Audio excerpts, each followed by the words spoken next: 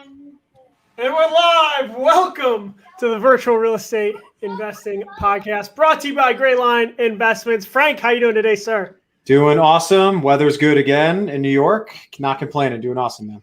Sun feels great. I feel like we haven't done the podcast, and it feels like 2 weeks. I don't know if it's been 2 weeks, but I'm super pumped today. We got Adam with us. Frank, you want to introduce Adam? Yeah, Adam is a friend of mine. Well, really a friend of our entire company. I think he knows almost everyone in our organization at this point. He's the leader of Will to Win Investments, which is a real estate investment company, but it's also like Adam's all about mindset and personal growth and all this stuff that we'll talk about. And he's an active duty Marine and well-to-do man. Welcome, Adam. Hey, man. I really appreciate you guys having me on. I'm humbled. Excellent. We're excited to dig into it. Let's start right off the bat. Adam, Will to Win Investments. What the heck is Will to Win Investments? What are you doing in real estate these days? Yeah, so right now I am laser focused on building a wholesaling machine, which is really a marketing and sales machine.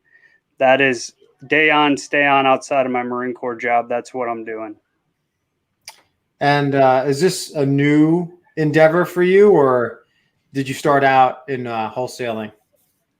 Yeah, that's a great question. It's actually taken me 3 years to do this. I've been learning for a long time, but no, I actually started out as a buy and hold investor. Like many, the ideal of passive income, financial independence was kind of the route I was led down. And as I learned about the different strategies, I love the idea of an active business and I love the idea of marketing and sales. So I kind of grew into this and I really started studying it, honestly, last November. I knew nothing about wholesaling except for the taglines, which is you need no money, you just need hustle, and you can totally do it like everybody else and make $100K a month. So now that you started doing it, how true is that? So I'm about 99.8% short of 100K a month right now, but I'm ascending. I'm definitely ascending. Yeah, it's just not true, right? That's a pipe dream that maybe the gurus sell you. It takes work. It takes work, and it does take money in order to grow and scale. That's just a reality. So you start with turnkey. I know you bought some turnkey, some buy and hold investments, and then now you're at wholesale. I think it's kind of backwards, right? A lot of people say you get started with wholesale and then you graduate. Seems like you went in reverse. Since you've been doing your deep dive into wholesaling since November, what has the experience been like, and why did you go in reverse? Yeah, the people say that. Like typically, I think you see people go, I don't have a lot of money and I need capital, so I'll do wholesaling and then I'll buy rentals. And then once I feel comfortable with rentals, I'll get into like multifamily syndication. And I bought a primary residence, I turned into rentals, some turnkeys, I invested in syndications and did private lending and then wholesaling. Because I like the idea of a marketing and sales machine. And for me, I'm in a unique position that you can only stay in the service for so long. So I'll hit a retirement age at some point, and I want to be a part of a team still. I want to lead a team, and I love the idea of leading a real estate team doing wholesaling. And I also really like solving problems. Like as service members, that's what we do. We solve the nation's problems, our Marines, soldiers, and sailors' problems. So it was really attractive to me. You know, I know it's backwards, but it's attractive to me and I really like it. I would ask then, what about wholesaling, I guess marketing and sales, lends itself to building a team as opposed to becoming a turnkey provider? Like what about leading a wholesaling team is attractive to you?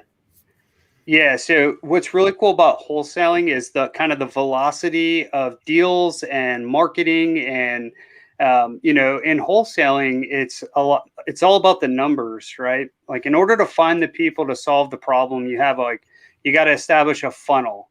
You got to bring things into the top of the funnel and squeeze them down until you can find the people who need problem solved that your company can also benefit from, and win-win situations. And in order to do that, you can do it on your own. You certainly can, but in order to scale, and I know you guys talk about scaling a lot, in order to scale, in order to do it while also having a W-2 job or being in the service, you got to have people on your team. You just can't do it all. You gotta delegate to elevate, as they say.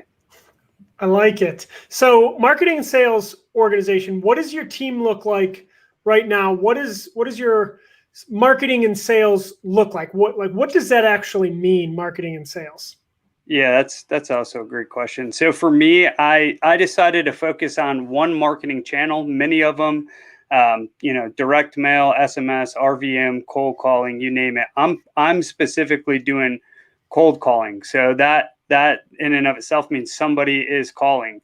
So on my team right now, I'm the only person. I do acquisitions, dispositions, and transaction coordination, but I do have 2 cold callers who call 40 hours a week each. Who are doing all the kind of the outbound shark marketing, as I like to call it. Yeah, I love that. I love that you outsource the most painful part of the cold calling process, which is actually executing the cold call. Can you generally tell us like how that's working out? Like how many calls your team is making, how many leads you're getting? And to preface this question, Adam has only been doing this a few months, and you've already had this operation stood up like really quick. So first, I want to give you credit for standing all that stuff up. But like, what does that look like? How many calls are they making? How many leads are you getting now per week? Yeah, that's another part of this I love. You can kind of track everything you're doing and experiment and see what works and what doesn't. So for me, I had a system that I was calling with using Mojo, and my callers were calling like 1,000 people a day. And I could see that they were only talking to maybe 50 of those. And then I made a transition to using Zen Call, which is just another calling software. And they're calling about 300 people a day, and they talk to anywhere between 25 to 40% of them daily.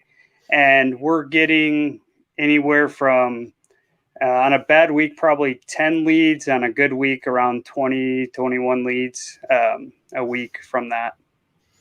Nice. And then how do you qualify, or how do you describe a qualified lead? Like what is that for a virtual assistant for you?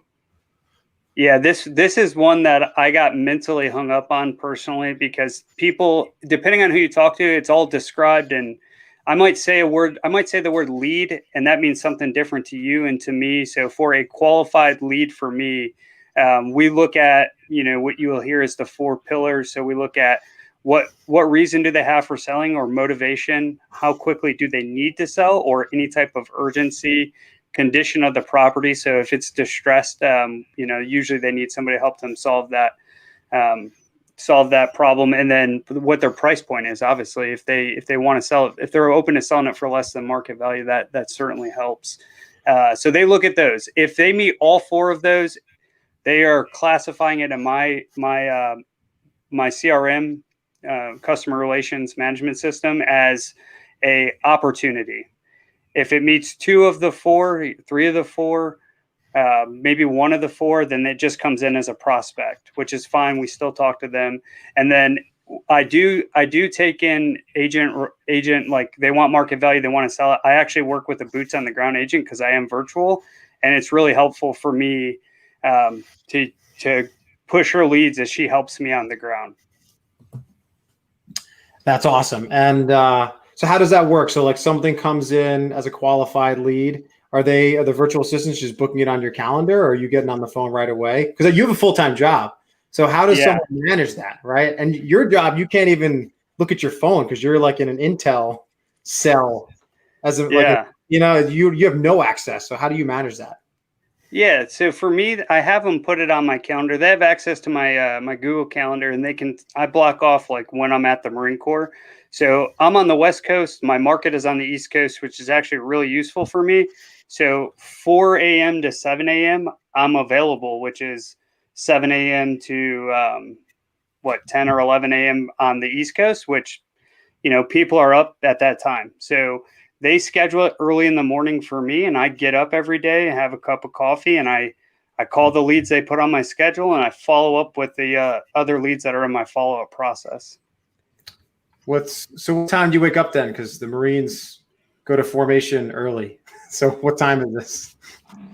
Yeah, I usually get to work like around 7:30 a.m. So I'm like, I get up and I'm quickly dressed, and um, by between 4:15 and 4:30, I'm on the phones. That's great. And then, so if you're getting 10 to 20 leads a week, that's a significant volume that you're having to call on almost a daily basis then, huh? Yeah, it's a lot. In fact, I actually had a day off of work on Monday, and I was able to really just recognize how powerful I could be if I could just do this all day. So that and doing dispositions too. I think, Frank, I've heard you say this before, but like I know it starts left to right in acquisitions and disposition on the right side, but like disposition is a lot of work too. Yeah, it is, right? It's like it's a different hat. There's probably a little bit less sales and marketing finesse that's required, but there's like project management, right? So Right. take us through that, right? So take us through your first disposition experience. Like you finally get this giant rush and you're like, yeah, I got my first deal, which for anybody is like it's a big deal, right? It really is. Like, Yeah. great feeling. And then you're like, oh crap, like now what do I do? So take us through your mindset and how you handled that. Yeah, what's interesting is I started learning this in November, and naturally, if you're learning wholesaling, you're going to focus on getting the deal, marketing, sales, and you'll kind of put disposition on the back burner. So that's what I did, and I started marketing in late last year, and then I kind of failed at it and had to restart it again this year. Um, so I'd kind of started to figure out the acquisitions and marketing and sales side, at least to a good enough standard, right? Well, I get a deal under contract, and now I'm like, I gotta sell this deal. So I need people that would want to buy it. Luckily, I had taken advice from some other awesome wholesalers in the community who said, start to build a buyer's list early. So I made like a very organic, easy buyer's list that I didn't like try to get a bunch of names on there early, but I did. Hey, I have a buyer's list. If you want to get on it, get on it. And I had a lot of people sign up, like 80 names. I also went into Facebook and scraped all the @Gmails. I then also pulled a list from List Source, right? So I'm doing all this after, like some of this I did before I got the deal, most of it after I got the deal under contract.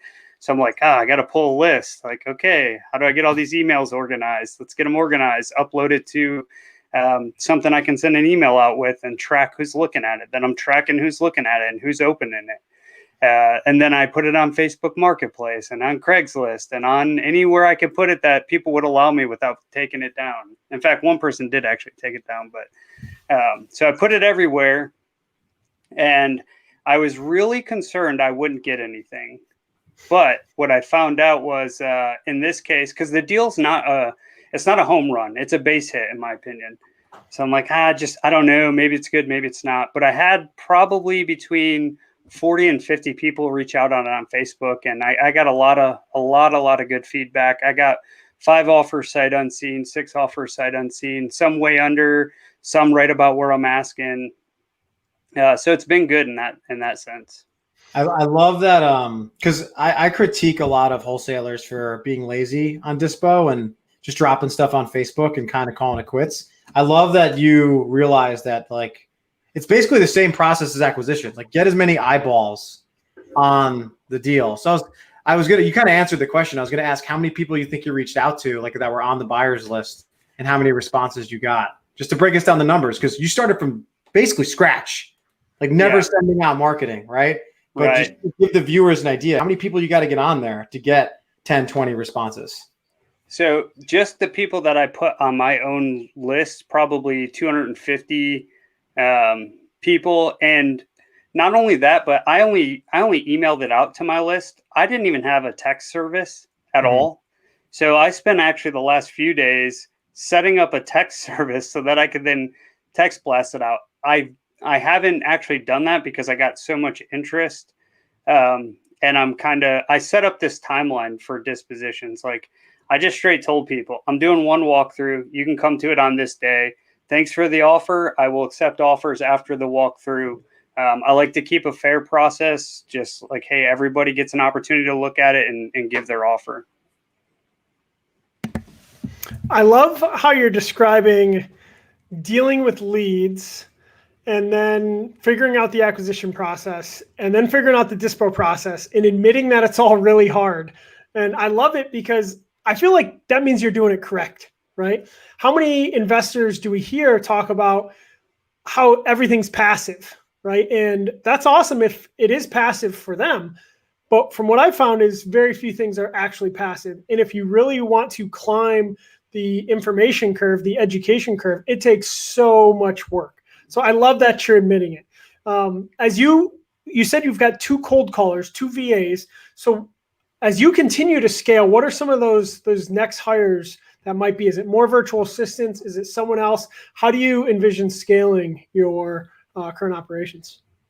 Yeah, that's a great question. The next person I'm going to hire is going to be acquisitions. Probably go commission only, and I'm looking for a certain type of person, right? Somebody who's just aggressive, initiative based, can quickly assimilate to a culture that I'm trying to establish.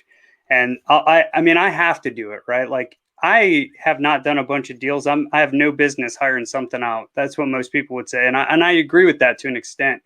But at the same time, I work 60 hours a week in the service. So in order for me to keep this thing moving and be able to scale it in the next 3 years, which is how much time I theoretically have left, I have to have that person. Got to have them. So acquisitions is next. If that hustler is out there listening, saying, "Hey, I like this guy, and I've got some acquisition skills. I want to reach out to him." What's your contact information? We're not wrapping up the podcast right now, but let's go ahead and put it out there so someone could reach out to you and tell us more about Will to Win Investments. Like, sell us on it a little bit. Yeah, definitely. All right, so a couple things. You can reach out to me at adam@willtowininvestments.com. That's my email, or find me on Instagram at Will to Win Investments. There's an underscore between some of those. You'll find me on there. So in my company, we have really 4 core values. We're looking to find somebody who's a giver. And when I say giver, I don't mean you're giving away stuff. I mean, you're giving everything you have to the company. You're giving everything you have to the clients. You're trying to find solutions. I'm looking for somebody who accepts responsibility for your actions, responsibility for showing up every day, responsibility for hitting your numbers. I'm looking for somebody who has integrity and initiative, right? So you don't need me to be over your shoulder. One good thing about the military is we put a lot of emphasis on trust, right? I want to be able to trust you. I'm going to tell you what the intent is, but I'm not going to tell you exactly how to do it all the time. I'm not saying you don't get trained. I'm just saying I want to train, you get trained, and then you just go execute without somebody standing over your shoulder all the time. Right? So that's all really important to me in terms of culture. And then, train daily and have fun. Train every day and have fun. Like, that's the last part of my culture. Like, if you want to grow and learn, I want you to grow and learn. I want to be a part of your growth and your learning. So I want you to train daily and have fun. I love what you said about intent, people understanding intent. I really think there's a lot of information out there, especially regarding wholesaling, where people are teaching everyone how to scale. And there's a really big focus on policy and procedure. Like, if you just write everything down, like your virtual assistants are just going to start reading it all the time and then just executing it to the letter of the law. And to be honest, after doing this over a year, I think that's not really true. I mean, there's definitely value in like having like a flow chart and a process on your Google Drive, but like this conveyor belt that is wholesaling, or this process, is like constantly changing. So like, just teach your VA like how the deal works, not just like click this button and go high level or lead Sherpa, Go ahead. Sorry. Yeah, I was just gonna say, and like a process and a checklist, that's a fine thing. Like, you should have some type of direction, but also there's a level of figuring stuff out, right? Like, I tell my VAs all the time, they're like, "Hey, Zen Call is doing this, it's not working." Like, okay, call Zen Call support. And then when you get the answer, we have what we call a company wiki page, which is like a Google Excel doc. So anytime they ask a question, or there's a question at all that comes up from anybody, you're required to go put the question in there, put the answer in there and where you found the answer, or make a video on how to do something you figured out. Yeah, I love this. And for your salespeople, give them objectives. Like your point about the 4 pillars. Like that's great guidance. If you have a closer, they're like, what are those 4 pillars, right? What is my max allowable offer? For Dispo, it's like, what is the ARV my buyer is seeking? So you're looking for your acquisition buddy or your hustler at this point. Do you have any other changes you're trying to make to your wholesaling operation in the next 6 months to a year? Yes, do more deals is number one. So I think I said earlier, like right now I'm focused on one marketing channel, nail that thing down. I'll probably increase, once I get acquisitions and flow starts going, at least in my mind, I imagine increasing my marketing right in that channel, get consistent deal flow, understand what the numbers look like in that marketing channel, how to tweak them, and then I'll layer on more marketing channels, right? Or I'll move to another market, just based on where we're at in the real estate environment, which changes out, seems like every other month. And what market are you currently in? And then are there markets that you're currently considering moving into? Yeah, so I'm in the Central Florida market right now, and I'll be honest, I started in Tampa specifically, which is a super hot market. It's very competitive. You can absolutely do deals in Tampa, but you got to have enough marketing to do it, in my opinion. Like if you're just starting out, you can do it, but it'll be really tough. So I moved to kind of a tertiary market between Tampa, Orlando area, and I found that to be so far more fruitful. And again, I've only been marketing there for seven weeks or so, not even 7 weeks, maybe 6 weeks, 5 weeks. And it's already been good. If I were to look at another market, I'm looking other Southeast markets to the north, and then Midwest markets where price and rent points make sense for people. Price to rent ratios are good. I think you just find a lot more people looking to get rid of their houses in areas like that. Nice. And we are huge fans of tertiary cities, right? It's we believe in our company. There's a lot of people that are going to places like Tampa or Dallas or Houston or Austin, and we have done really well in all those tertiary cities as well. We also love landlord cities. That's something I don't think we've talked about on the podcast some, but we like to pull landlord numbers and dig into those, because the greater percentage of landlords, the better we usually do in that city. So we talked about where you are now. Adam, why real estate? How did you get started? When did you get started in real estate? Yeah, so this is it took me a long time. I was driving across the country, moving from one military base to the next in 2008. And I listened to a small purple book that I think many people have listened to, Rich Dad, Poor Dad. And I just was fascinated by it. But I didn't do anything for maybe 10 years. I didn't take any action. I was really focused on my military career at that time. And then I kind of dabbled in 2011.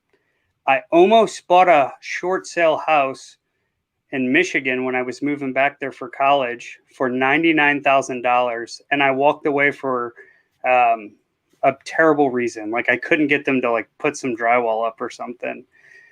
That house sold 2 years later for $250,000. And it was in a great city, like a really like one of the more affluent cities. So I was really upset with that. Well, I still didn't really action it. Still hadn't figured out the financial independence thing yet. Fast forward to 2017, kind of figured out the financial independence thing. I bought a primary residence with the idea of renting it out, which I did. That house is, I bought it for $325. It's probably worth $450 now. And then 2018, I probably read 100 books and listened to 1,000 podcasts. And then 2019, I started aggressively networking with guys like you, with guys like Stu Grazier, who I think you guys talk to sometimes, and a bunch of other guys, right? And I bought a couple turnkeys. I started doing private lending for some people. And then I invested in a syndication. That was all 2019 to late 2020. And then I pivoted to where I'm at now. That's awesome. That's awesome. And I also want to ask, how are you looking at your transition? You mentioned before you have 3 years approximately until retirement, which congrats. That's awesome. I mean, retiring, you still look like you're 25 years old. So congrats. But so where do you want this to be in 3 years? Like what will make you feel like, yeah, like this is where I want this all to be at when I retire? What's going to make you comfortable? Yeah, I think for me, I'd like to have a small team. Um, I'm looking at maybe 1 or 2 acquisitions max, transaction coordinator / dispositions person, a myriad of virtual assistants, like maybe a whole army of them. That would be great. And we'd like to do. I think in my mind, I've went back and forth. That one, if you had asked me 6 months ago, I would say in 10 years, I want to be doing $10 million in revenue a year. And then I started seeing how much people are paying to do $10 million in revenue. I think that's the part nobody talks about. So I think I've scaled that back a little bit. We're talking probably a couple $1,000,000 in revenue, more lifestyle. I want to be able to focus on my team. I want to be able to get my team, I want my teammates to make a bunch of money. I want to solve people's problems. I want it to be fun. I want them to be able to spend time with their family too, like lifestyle wise, right? That's really the goal for me, is to have an awesome team, people that like being around each other. We can even be virtual and meet up. That's great too. Probably 1.2 to $2 million in revenue with relatively low marketing spend is kind of what I was thinking recently. That'll probably change in a year. I might go say, hey, I want $8 million a year in revenue. We'll see.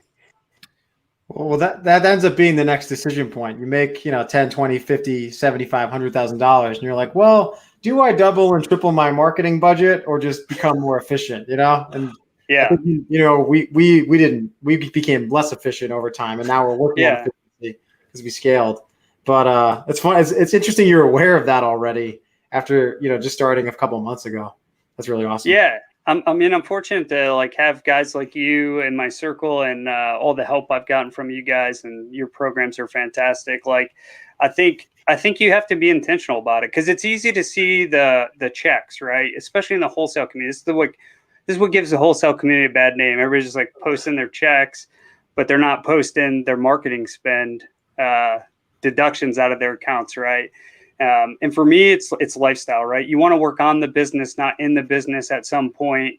You want your team to be happy. You want them to stay long-term if you can keep it that way. There's a lot of stuff that goes into it. It's not just about the money is important. Don't get me wrong. We want to make money, and a lot of it, but it's not just about the money. People are the most critical asset. And that's kind of where my mind's at on it right now. And I know it'll change, right? I know it'll change. I'm sure your guys' mind has changed throughout your time doing this as well. Mm-hmm.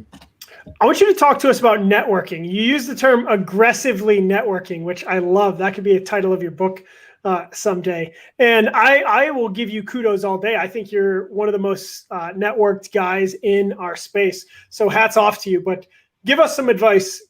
How can I be a better networker? Yeah. So I call people. It's really that simple. I contact them, get in their DMs. I'll give you an example. How a deal came to fruition. I was listening, I think, to Jake and Gino podcast one time. Heard a guy go on there. He gave his cell phone number out on the podcast. I was like, oh my God, this guy's nuts. I'm going to call him. So I called the guy, and he had just done a 38-unit apartment. He was going to do more. And I was like, hey, man, what can I do? How can I work with you? And he's like, well, do you have any cash? I'm like, yeah, I probably got 80 or 90 grand sitting around. He's like, cool. Do you want to be a JV on a 42-unit apartment? I'm like, yeah, I can do that. And I had been studying up to this time and doing I did a ton of self-study in real estate. So I could underwrite deals. I could do due diligence. I already knew how all that worked, rent rolls, T12s, all that. So I could be an active member on a joint venture on an apartment. So we JV'd. It was me, a dentist, a former NFL linebacker, a guy who owned an electrician company. It was wild. Unfortunately, that deal fell out in due diligence, and we never took it to close. But that was just from a phone call. contact people. Don't feel like you don't know enough to have a conversation. Just reach out and contact them. You never know. Have you ever been rejected? I mean, it depends on what you consider rejection. Like, you're most likely either going to get ignored or they're going to talk to you. No, I don't think I've ever really been like, hey, look, you're not as smart as I want you to be, and I don't like you, so I'm not going to network with you. Most people are very open to having a conversation. We're all humans. Yeah. Okay. No taken. Do not bring wife around Adam. That's awesome. Okay, let's talk books. What are some of your favorite books? And I love that you mentioned Rich Dad Poor Dad. I don't think I've ever said this before, but the first time I read Rich Dad Poor Dad was in 2005. It was back when we had iPods, and I somehow figured out a way to download Rich Dad Poor Dad onto my iPod, and I listened to that book. I mean, if I listened to it once, I listened to it 500 times because it was back before Audible. So like it was difficult to get audiobooks, right? So I used to just listen to it over and over and over and over again. I listened to that book so many times. I could probably recite half of it. But what are some of those books that really made a big impact on you, Adam? Yeah, I think one book is Long Distance Real Estate Investing by David Green.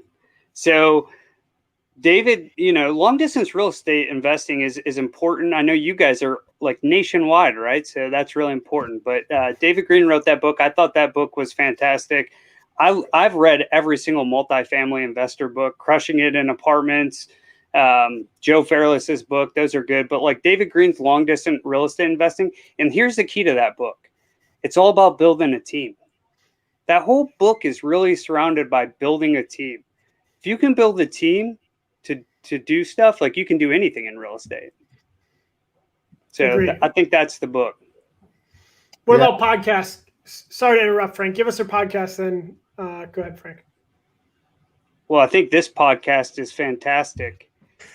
Listen, before I came on here and a couple of days ago, I sent you guys this, like you guys are just asking the hard questions. So I absolutely love this podcast. I love the Bigger Pockets stuff. I love Steve Trang's Real Estate Disruptors. I mean, I've been through all of them. And here's the cool thing about reading and podcasts. You're going to go through phases of learning, and you're going to probably go through all the niches. And at some points, the podcast won't mean anything to you. But yeah, this isn't even that good anymore. And you'll pivot. So don't be just like, hey, this is my one podcast. I'd encourage people to listen to. If you're a wholesaler, you should be listening to Bigger Pockets. You should be listening to guys who are just talking about buy and holds. You should listen to all of it. It's going to make you more diverse. That's actually, I love that you said that, because I feel like everyone in our space, like there's definitely a lot of growth-minded people in real estate that do podcasts, that read a lot of books. And I think Plum and I have talked about this. If I listen to the same podcast 40 times, there's like a diminishing return, right? Like you eventually start learning less per episode. You start pivoting to something else. And sometimes I feel bad, right? I feel bad that I'm like abandoning the podcast that taught me so much, but that's just when you feel like you're not learning anything anymore, you're probably not, go on and learn something else. You grow, and if you don't get tired of it and you're not growing, there's a problem there. You got to grow. Every day you should be trying to learn something or training on something. So how do you find the time, right? So going back to all the learning you do, you read a lot of books, you network a lot, you have a business, you have a full-time job. What is the key that makes Adam successful managing 10 glass balls in the air all at the same time? Yeah, I love the glass ball analogy. Can't drop any of them because they'll shatter. It's really just discipline and doing the work. Like anything that's going to lead you to any level of success, it's about discipline and doing the work. So for me, I don't really listen to music. I don't really watch TV. So if I'm out for a run or I'm doing exercise, like I'm listening to something that's making me better. I usually put something on right when I wake up that I'm listening to. When I lay down to go to bed, I'm actually listening to podcasts most nights. I do spend time with my wife and my family, obviously. And I try not to listen to podcasts during those times. My wife doesn't like that. But yeah, you have to really stack tasks and maximize your time the best you can. put it on your schedule. Your schedule shows your priorities. Excellent. I'm going to ask you for your contact information one more time, Adam, but I'm going to do our ad hoc commercial first. The real estate market is on fire. We, Grayline Investments, are buying deals everywhere, and we want to buy your deal, and we want to joint venture with you. So if you have any deals out there, please email them to us at deals@graylineinvestments.com, deals@graylineinvestments.com. Our acquisitions manager, Adam, not Adam Whitney, but Adam Parsons, will review that deal and give you some feedback, and hopefully we can take it down, because this, like I said, this market is on fire, and we're looking for deals everywhere. Okay, we're buying a deal in Duncan from another wholesaler tomorrow. Duncan, Oklahoma. We'll literally buy a house anywhere. It's crazy right now. It's good crazy, but it's crazy. Adam, how can people get in touch with you? How can they get on your buyers list?